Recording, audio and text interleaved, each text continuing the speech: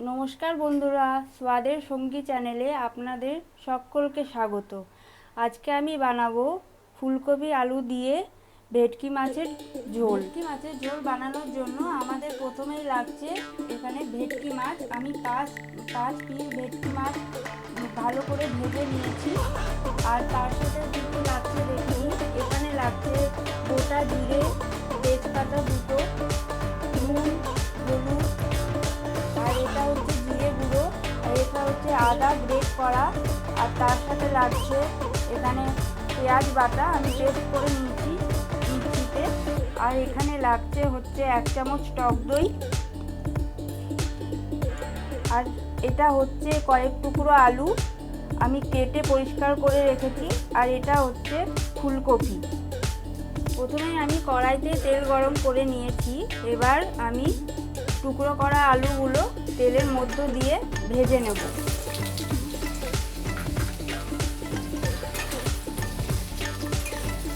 আপনারা যখন ভেটকি মাছ ভাজবেন তখন সাবধানে ভাজবেন, একটু কড়া করে, কারণ ভেটকি মাছ একটু নরম মাছ হয়, ওই জন্য ওটা ভেঙে যেতে পারে। পুরো ভাজা হয়ে গেছে। এবার আমি একটা থালার মধ্যে আলুগুলো তুলে রেখে দিচ্ছি। বেশি ভাজবো না, বেশি ভাজলে আলু শক্ত হয়ে যেতে পারে। এবার ওই তেলের মধ্যেই আমি ফুলকপিগুলো দিয়ে দিচ্ছি। ফুলকপিটা আমি নুন দিয়ে জলে ধুয়ে রেখেছি, কারণ ফুলকপির মধ্যে অনেক পোকা থাকে, তো সেটা শরীরের পক্ষে খুবই ক্ষতিকর। এবার ফুলকপিগুলোকেও আমি ভালো করে ভেজে নেব, যাতে এর একটা কাঁচা গন্ধ থাকে সেটা যেন চলে যায়।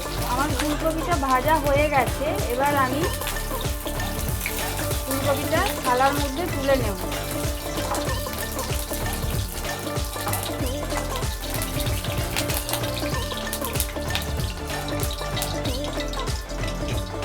এবার ওই তেলের মধ্যেই আমি জিরে আর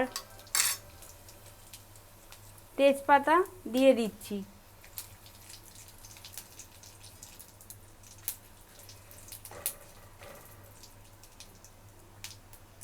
এরপর যে পেঁয়াজটা বেটে রেখেছি ওটা ওর মধ্যে দিয়ে দিচ্ছি। এবার ভালো করে নাড়িয়ে নেব।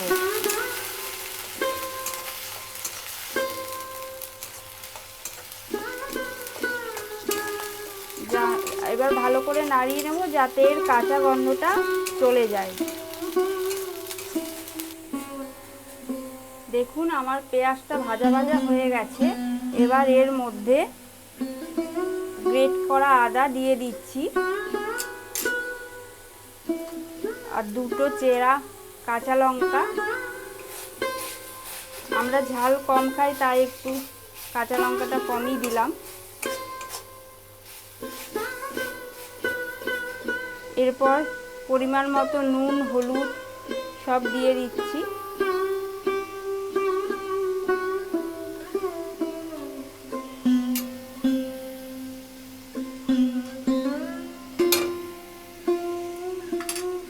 আর পরিমাণ মতো জিরে গুঁড়ো দিয়ে দিলাম।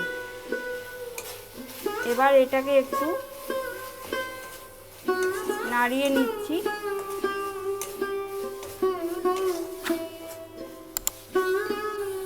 এবার এই মশলাটার মধ্যে একটু আমি জল দিয়ে দেব, যাতে মশলাটা পুড়ে না যায়। এর মধ্যে আপনারা টমেটো পেস্ট করেও দিতে পারেন, কিন্তু আমি দিলাম না।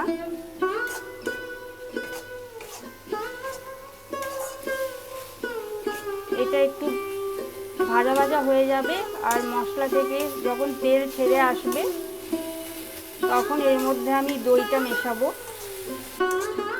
আমার মশলাটা রেডি হয়ে গেছে এবং মশলা থেকে একটা সুন্দর গন্ধ বেরোচ্ছে। এর মধ্যে আমি এবার টক দইটা দিয়ে দেব 1 চামচ। এবার এটা দিয়ে ভালো করে নাড়তে হবে, না হলে দইটা কেটে যেতে পারে। ভালো করে নাড়িয়ে নেব। দেখুন আমার দইটা পুরো মেশানো হয়ে গেছে। এবার আমি এর মধ্যে ফুলকপি আর আলুটা দিয়ে একটু কষিয়ে নেব, যাতে মশলাটা আলু ফুলকপির মধ্যে ভালোভাবে ঢোকে। ভালো করে মিশিয়ে তারপর আমি ফিরে আসছি।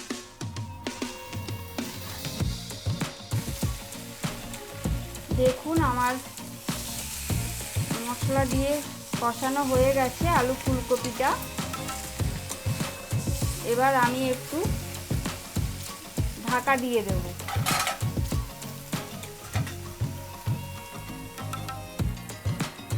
এবার ঢাকনা খুলে দেখব আমার ফুলকপি আলুটা ভালো করে কষানো হয়েছে কিনা। হ্যাঁ, আমার ফুলকপি আলুটা একদম কষানো হয়ে গেছে, আর একটু একটু তেলও ছাড়ছে ওর মধ্য থেকে। এবার আমি পরিমাণ মতো জল দেব, যাতে ফুলকপি আলুটা একটু সেদ্ধ হয়ে যায়। আমি এখানে গরম জল ব্যবহার করছি, যাতে টেস্টটা একটু ভালো আসে, কারণ গরম জল দিলে টেস্টটা খুবই ভালো আসে সব রান্নায়। তাই আমি এখানে গরম জল ব্যবহার করছি। আপনারা নর্মাল জলও দিতে পারেন। আর একটু জল দেব।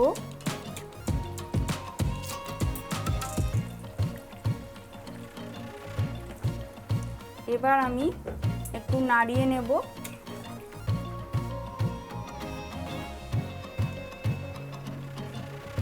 এবার লো টু মিডিয়াম ফ্লেমে আমি রান্না হতে দেব 10 মিনিট।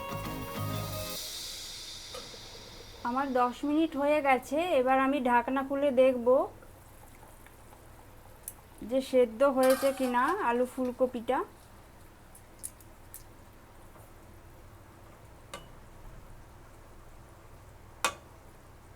হ্যাঁ, আমার আলু ফুলকপি সেদ্ধ হয়ে গেছে। এবার মাছগুলো আমি দিয়ে দেব,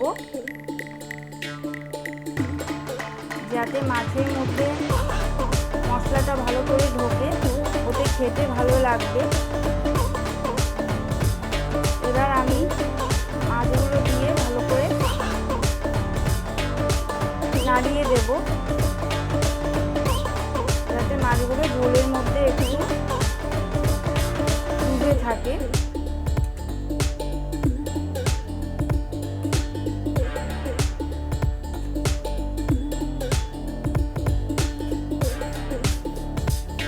এবার আবার আমি ঢাকা দিয়ে দেব কিছুক্ষণের জন্য।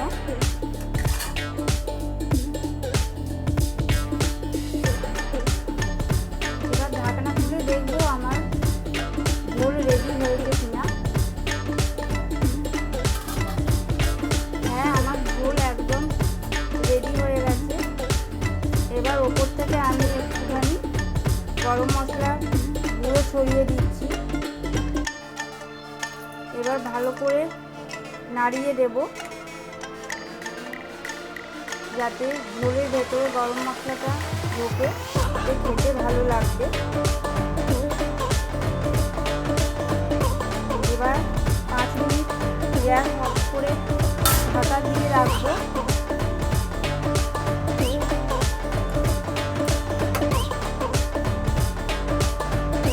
এরপর ফিরে আসবো।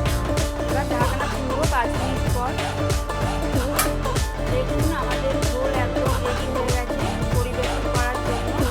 এবার একটা বাটির মধ্যে আমি পরিবেশন করে আপনাদের কাছে আসবো।